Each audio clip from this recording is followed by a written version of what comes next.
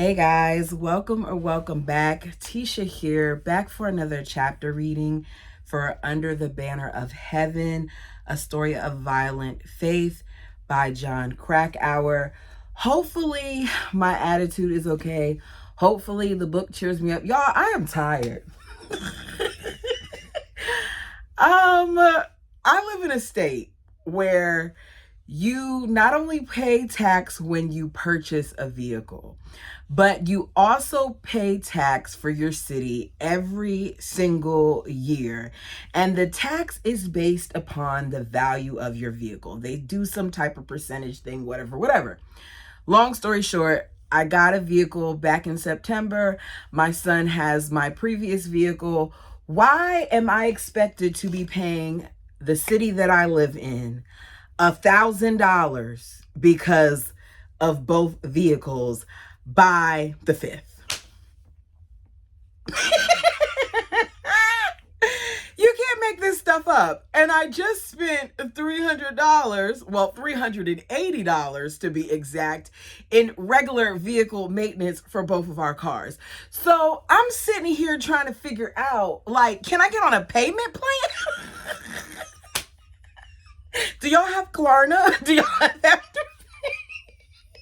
No, like for real. I just emailed the city and was like, can I go on a payment plan? Because this is due on the 5th, and you're telling me that if it's not paid by the 5th, you're going to add another $200 and something in interest. And I'm telling you right now, it's not going to be paid by the 5th because it's just like the way life is right now. There's no way. So I had attitude. I had an attitude before I got on this camera. I did. And I said, you know what? I don't want to come up here with the attitude while I'm talking to the fam because y'all don't deserve that. But then the fam, the fam takes me as I am. You gotta laugh about it, you guys. You really have to laugh about it. Some of you all have seniors yourself. This is senior year. Like, you pay out a lot of money for senior year. Prom for my son is the week after next. Like, there's a lot of things going on. His hair has to get retwisted, and then he has to get lined up, and we still got to get some shoes. Like, there's a lot of little different moving pieces. The ticket for prom for him by himself, it was $85. Like, there's a lot of stuff going on. And now you want to be in my pockets again? I might do a GoFundMe. Everybody, give me $1. No, but for real, I'm trying to see if I can get on a payment plan because there's no way. There is no way. I don't know, you guys. It's just sometimes, lives. And today, life has lifed. At work, everything. Life has life. But let's go ahead and get into what you're really here for. Sorry, I wasted 3 minutes of your time. We are on chapter 12, Carthage. When Smith led his followers into Nauvoo, one may argue that Smith had done all he needed to do. His followers had memories of persecution to nurture. They had created distinct forms of worship organized around an unusual concept of priesthood and had gathered a community.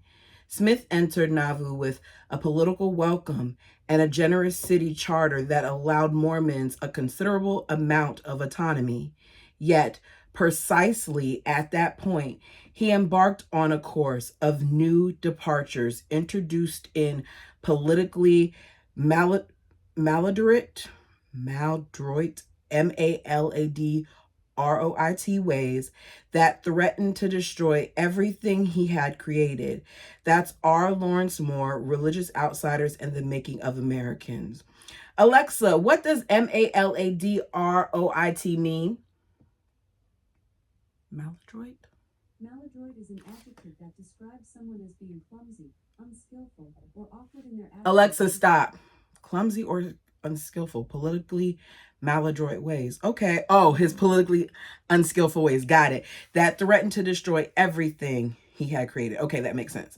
Despite Joseph Smith's many forceful denials, by 1844, several members of the prophet's inner circle had been told the truth about his spiritual rivalry, and some had been shown the secret revelation of July 12, 1843, concerning the doctrine of celestial marriage. A few were even practicing polygamy themselves. But not everyone who had been let in on the secret approved of the doctrine. For most among those who objected was his original wife, Emma Smith.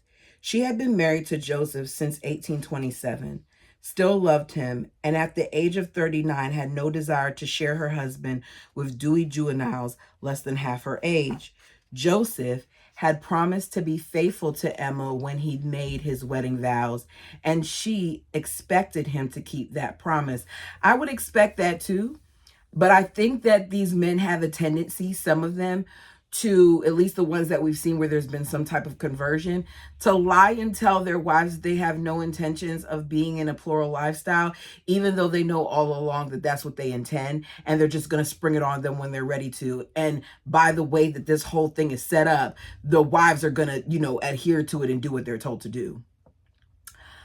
Outspoken by nature, Emma despised polygamy and did not hesitate to make her views known to the prophet.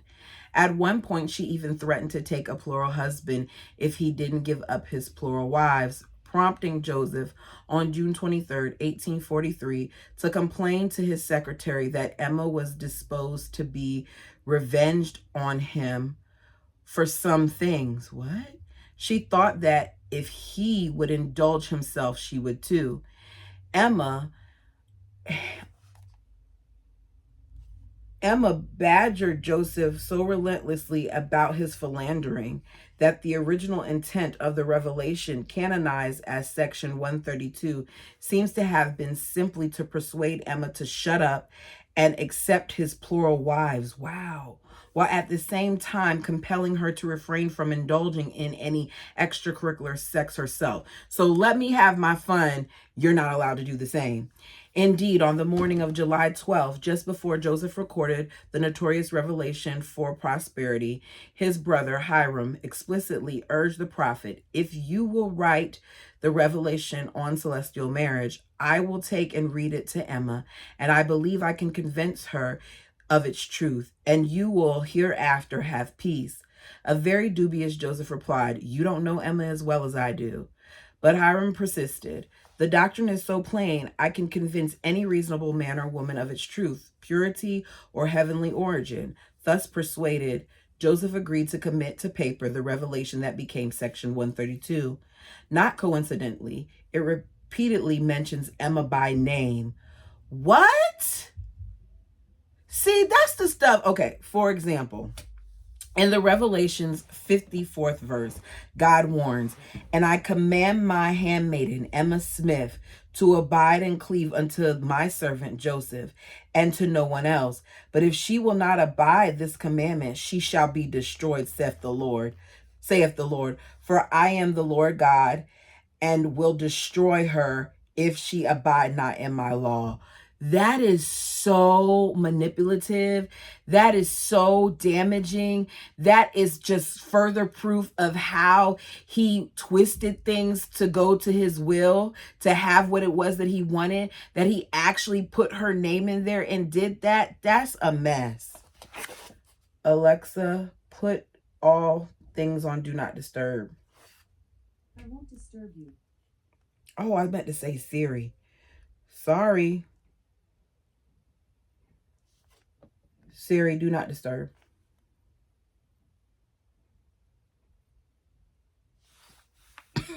I'm so messed up. Messages were coming out like, huh? What? Okay. Oh, boy.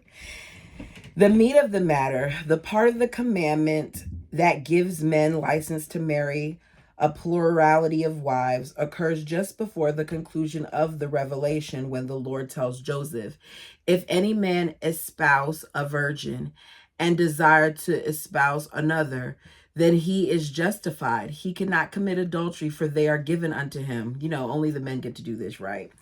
"And if he have 10 virgins given unto him by this law, he cannot commit adultery, for they belong to him, and they are given unto him. Therefore he is justified. But if one of either of the 10 virgins, after she is espoused, shall be with another man, that lady, she has committed adultery." Interesting. He can't have 10 of them. But if she is to sleep with anybody other than him, If she is to marry anybody other than him, she's committed adultery, but he hasn't. Doesn't make sense to me at all.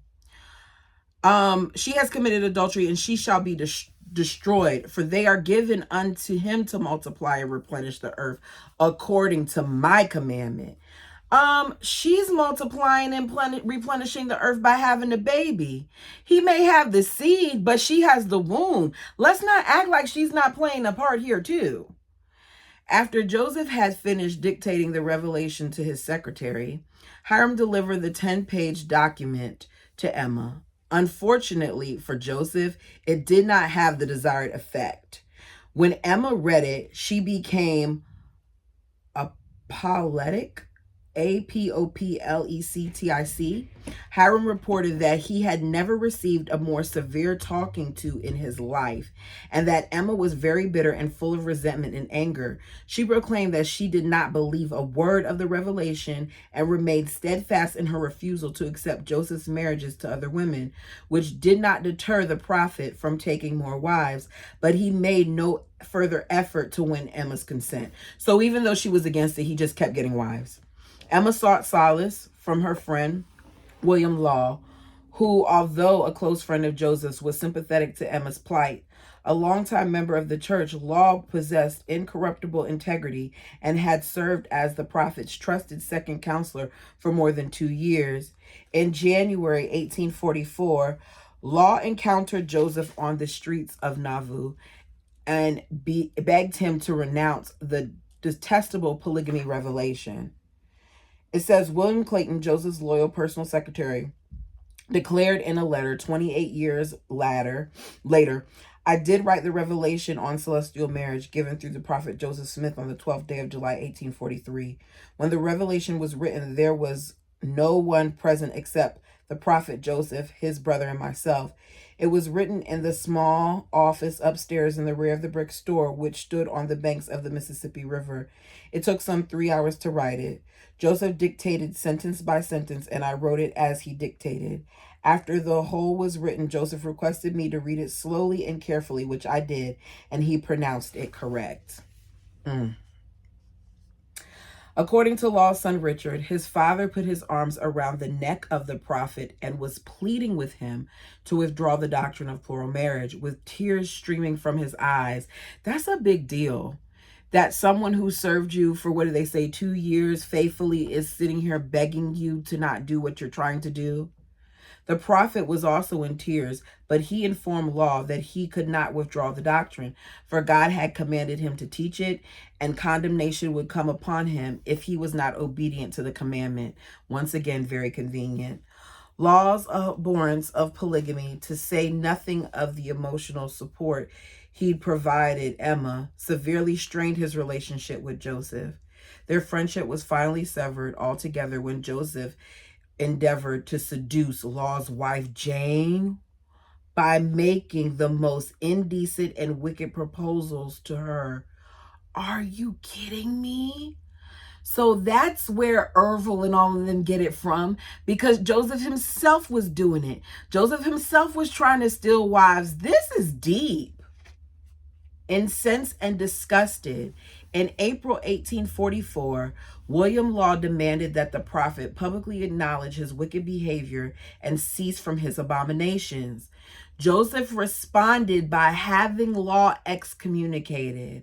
Law's reaction to this insult was to declare that Joseph was a fallen prophet, and then on May 12th to establish an institution he called the Reformed Mormon Church, which did not sanction polygamy, according to Fawn Brodie. Law had courage, tenacity, and a strange misguided idealism. Although he was surrounded chiefly by men who believed Joseph to be a base impostor, he clung to the hope that he could effect a reformation in the church. To this end, he set up a church of his own with himself as president, following faithfully the organization of the main body. This in itself would not have been serious, for Joseph had seen rival prophets spring out of the grass at his feet before, and they had come to naught. Usually they tried to imitate him, giving out revelations that sounded stale and flat beside his own. But Law was cut to a different pattern. Actually, he was on the road to complete an ugly disillusionment, but he was walking backward away from the church, looking eagerly for something in the landscape to which he could cling, grasping at every tree and hedgerow. Hedgerow. His desperate desire to reform the church made him far more formidable, than if he had set out to damn the prophet and all his works. Law was also made formidable by a dint of being rich, which allowed him to buy his own printing press. On July 7th, 1844, the first and only edition of the newspaper called the Nauvoo Expositor,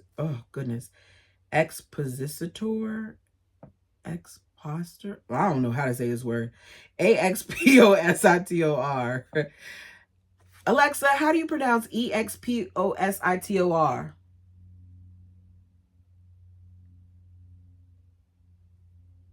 She's not saying anything. Emerged from a new press. Law printed 1,000 copies. The lead editorial exclaimed, "We are earnestly seeking to explode the vicious principle of Joseph Smith and those who practice the same abominations and whoredoms." The 4-page broadsheet rallied against Joseph's disdain for the separation of church and state, his view of political power, and his shady financial dealings. But the paper's primary objective was to expose the secret doctrine of polygamy. The editors promised that in the coming days, several affidavits will be published to substantiate the facts alleged. Most of Nauvoo's residents reacted to the publication with anger, directed not at Joseph, to whom they remained loyal, but at the paper and its owners. The prophet was nevertheless worried that the paper put his control of the church in dire peril. So he called an emergency meeting of the Nauvoo City Council, warning that the paper threatened to destroy the peace of the city and was a public nuisance. Joseph, acting in his capacity as mayor, ordered the city marshal to destroy the printing press from whence issues the paper and burn all the expositors and libellous handbills found in said establishment. It's too much power for one person. For him to not only be prophet, but he's mayor too. Like, come on, where's the checks and balances here? There is none. On the evening of June 10th, more than 200 armed members of the Nauvoo Legion, led by Hiram Smith and Apostle John Taylor, under orders from the Legion's commander, Lieutenant General Joseph Smith, broke down the front door of the expositor. I know I'm saying that wrong. The same word that I spelled out to you before. It's in here a couple times. Offices with a sledgehammer, smash the press, scatter the type, and then burn the wreckage to ashes. While the multitude made the air ring with their hideous yells, the publish of the paper sought redress from the local courts, charging the prophet and his henchmen with a variety of crimes. The problem was Joseph controlled the courts, along with every other branch of government in Nauvoo. To nobody's surprise, all those involved in the destruction of the press were completely exonerated. It's so... including the prophet. William Law, fearing for his life, had by this time fled Nauvoo. His Reformed Mormon church withered and ultimately disappeared. Joseph, it seemed, had prevailed yet again over his adversaries. He badly miscalculated how non-Mormons in the Hancock County would react to these shenanigans, however. Relatively few people outside of Nauvoo knew much at that point about Joseph's doctrine of polygamy, but bad blood between the saints and the Gentiles who lived around them had been building for at least 2 years. Although Joseph and his followers had been welcomed by the citizens of Illinois when they first arrived, the same attitude of divine entitlement that had turned Missourians against the Mormons gradually antagonized the residents of Hancock County as well.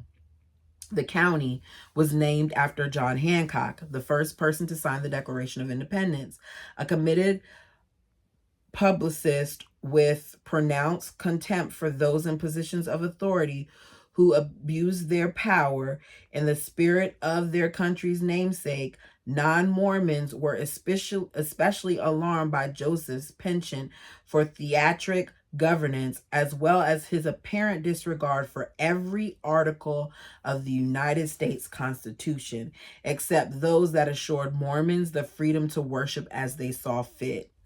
Joseph often asserted his belief in the ideal of democracy and in the essential value of the protections codified in the Constitution.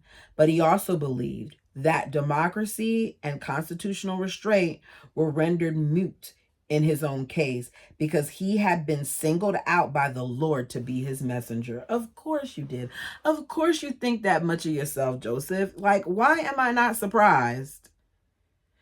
God spoke through him. Upon Joseph's divine installation as ruler of the world, not of the state, of the world, there would be no further need for democracy because God, for all intents and purposes, would be in charge.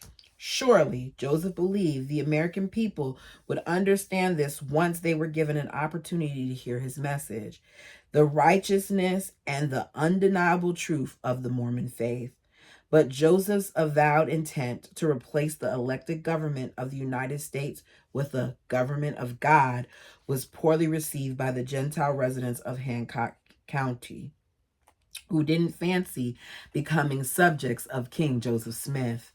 Joseph's non-Mormon neighbors were distressed by the way the saints voted as a uniform bloc in lockstep with the prophet's instructions, using the leverage to exert inordinate influence in the state government, meaning they're not free thinkers.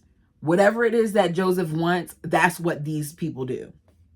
Freedom of the press, moreover, was taken no less seriously in Hancock County than the rest of Jacksonian American. When Joseph ordered the destruction of the Nauvoo I gotta know how to say that word. Hold on a second, because it's gonna bother me.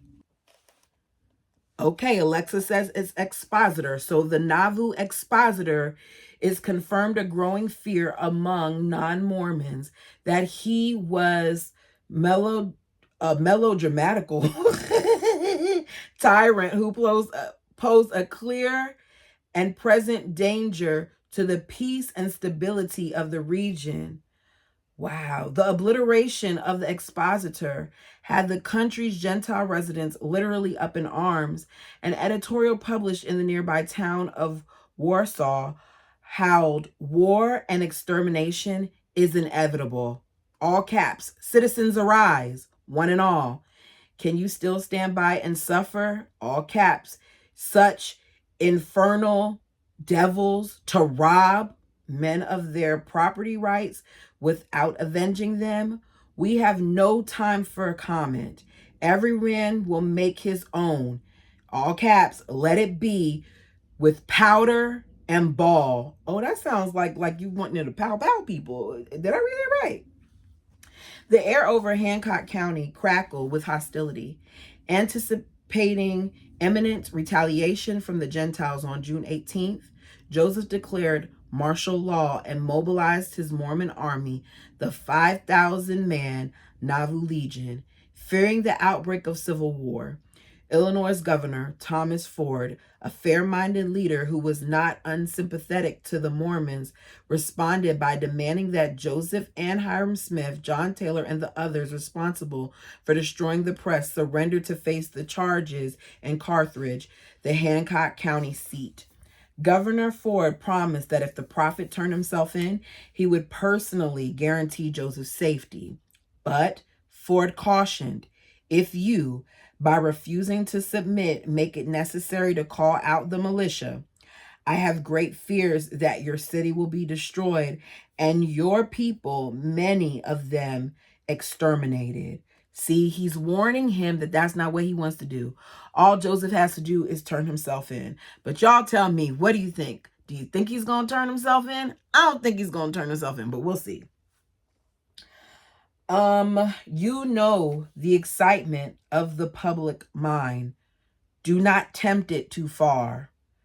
Joseph replied to Ford, saying he worried that if he and his cohorts were to turn themselves in over to non-Mormon authorities, they would be taken from place to place, from court to court, across creeks and prairies, till some bloodthirsty villain could find his opportunity to shoot us. Instead of surrendering, in the middle of the night on June 23rd, Joseph and his brother were routed across the Mississippi by their fearsome bodyguard, Porter Rockwell, where they fled into the wilds of Iowa, intending to make a break for the Rocky Mountains. A day later, though, while Joseph and his brother waited for the delivery of horses to carry them west, Joseph received an impassioned letter from Emma urging him to return to Nauvoo. The messenger who delivered the letter told the prophet that many of the saints believed he had abandoned them out of cowardice. You always said if the church would stick to you, you would stick to the church. Now trouble comes and you are the first to run. Shamed, Joseph returned to Illinois to face prosecution, fearing the worst. I'm going like a lamb to the slaughter, he warned those who rowed him back across the back across the river. Joseph and 11 others who were charged with destroying the press surrendered on June 24th. As they traveled the 25 miles from Nauvoo to Carthage, the roads were lined with Illinois' militiamen and other Gentiles who heckled the prophet lustily. God damn you, old Joe. We've got you now. Clear the way and let us see old Joe, the prophet of God. He's seen the last of Nauvoo. We'll use him up and kill all the damn Mormons. Wow. It's just so much hate.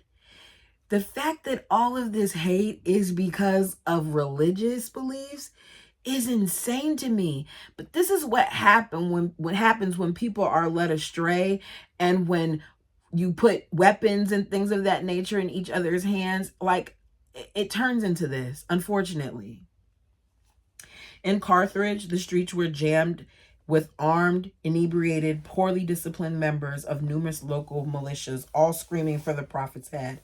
Governor Ford, determined to protect Joseph and give him a fair trial, ordered all the militiamen in town to disband except for a single company of Carthage Greys who were assigned to guard the jail and safeguard the prisoners. 10 of the Mormons in custody posted bail and were allowed to go free, but Joseph and Hyrum, who had been charged with treason in addition to less serious crimes charged to the other defendants, were incarcerated in the Carthage jail, a 2-story structure with yard-thick walls built from red limestone cut from a local quarry. There were just 6 rooms in the entire building, 2 locked cells for holding prisoners, plus 4 rooms, one of which was cramped attic garret that served as a living quarters for the jailer, his wife, and their 7 children. Initially, the prophet and his brother were held in the downstairs debtor cell, which was well lit and reasonably comfortable. The jailer, George Stigall, Stigill, was not Mormon, but he was a decent man, and he worried that this downstairs cell with its large ground-level windows might provide insufficient protection from the enraged men outside who wished to harm his prisoners. So the jailer permitted them to bid their time upstairs in his own bedroom, and friendly visitors were given unrestricted access to Smith's brothers. By this means, 2 guns were smuggled into them, a 6-shot pepper box revolver and a single-shot pistol. Late on the afternoon of June 27th, while Joseph and Hyrum were being visited in their quarters by Apostles John Taylor and Willard Richards, approximately 125 militiamen from the anti-Mormon town of Warsaw assembled outside the jail in the damp summer heat. Earlier, in deference to the governor's orders, these Warsaw dragons had left Carthage, but they hadn't gone far. They disguised themselves by rubbing gunpowder on their faces, and at day's end came storming back into town. Just 7 members of the Carthage Greys were on guard when the dragons appeared outside the jail and charged the front entrance. The Greys fired their muskets directly into the mob, but as part of the prearranged plan, the guards had loaded their weapons with blanks, so none of the dragons was harmed. After discharging their the ERSATZ, Fusadale, FUSILLADE. I pronounced that wrong. The guard stepped aside, allowing the hate-crazed mob to burst through the front door, firing their guns indiscriminately as they entered. 2 of their balls came within inches of hitting the jailer's wife. The militiamen swarmed upstairs and tried to force their way into the bedroom where the prisoners were quartered. Joseph and Hiram brandished their smuggled weapons while Taylor and Richards each grabbed a walking stick, positioned themselves on either side of the doorway, and began whacking ferociously at the mob's muskets as the barrels were poked through the partially open door. 2 bullets ripped through the door panel. The second one smashed into Hiram's neck, severing his spinal cord, and he dropped to the floor. Dead. Oh, he dropped to the floor dead. Sorry, had to turn the page. Where 4 more balls immediately struck his body. Joseph responded by reaching around the door jamb and blindly firing all 6 rounds of his revolver, wounding at least one of the Warsaw Dragons. The attackers had succeeded in forcing the door open. However, a lethal rain of bullets now sprayed into the room. Taylor, in desperation, attempted to jump out of an open window but was shot first in the left thigh and then in the chest. Although the latter bullet struck a watch in his vest pocket and therefore wasn't lethal, the impact knocked the wind out of him and sent him sprawling onto the floor. Frantically trying to escape the flying bullets, he crawled under a bed where another ball tore into his forearm and yet another hit his pelvis, cutting away a piece of flesh from his left hip as large as a man's hand. Seeing no alternative, Joseph also tried to spring from the window, but as he crouched above the still in silhouette, 2 shots from inside the room pierced his back, and a third bullet, fired from a musket on the ground outside, exploded into his chest. Uttering, "Oh Lord, my God," he pitched forward out of the window. The prophet dropped 20 feet, slammed into the earth with a dull thud, and lay motionless, twisted on his left side. A second lieutenant in the Carthage Greys, who witnessed Joseph's fall, reported that as soon as he hit the ground, he was shot several times and a bayonet run through him. After a few moments, another militiaman cautiously approached the body, prodded it, and announced to the crowd that Joe Smith was dead. Willard Richards, meanwhile, emerged tentatively from behind the door, unharmed, except for slight wounds where a ball had grazed his throat and earlobe. When the Dragons had initially forced their way into the room, Richards was standing on the hinge side of the doorway, and as the door flew open, he was inadvertently squeezed between it and the wall. He remained there, standing unnoticed behind the door, until the shooting stopped.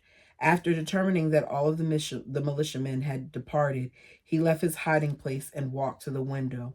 On the ground below, he saw 100 men near Joseph's body and more coming round the corner of the jail. Then Richards noticed John Taylor lying on the floor, awash in his own blood but still breathing. Taylor's watch, struck by the bullet that otherwise would have ended his life, had stopped at 16 minutes and 26 seconds past 5 o'clock on June 27th, 1844. Mormons the world over have committed this time and date to memory, marking the death of their great and beloved prophet. Joseph Smith was 38 years old. It's such a sad way to go. And then it seems like he was about to be free and clear, but because of the letter that he got from Emma telling him, like, you look like you're a hypocrite and you look like a coward because you're the first one to run off when trouble comes, you need to come back. He came back, turned himself in, and ultimately got unalived. Ooh-wee. I wonder how Emma felt, like, knowing that. I wonder if she blamed herself. Just a thought. Defying the odds, Taylor survived the grave injuries he sustained in Carthage jail and later became the church's 3rd president and prophet, succeeding Brigham Young in 1877. 9 years after that, Taylor would receive a notorious, frivolously disputed revelation in which God would affirm to him the righteousness of the principle of plural marriage, a revelation that would ultimately give birth to the modern fundamentalist movements led to the settlement of Short Creek and transformed the life of Dan Lafferty. And we're going to end it there. Oh, goodness gracious. That was a good chapter.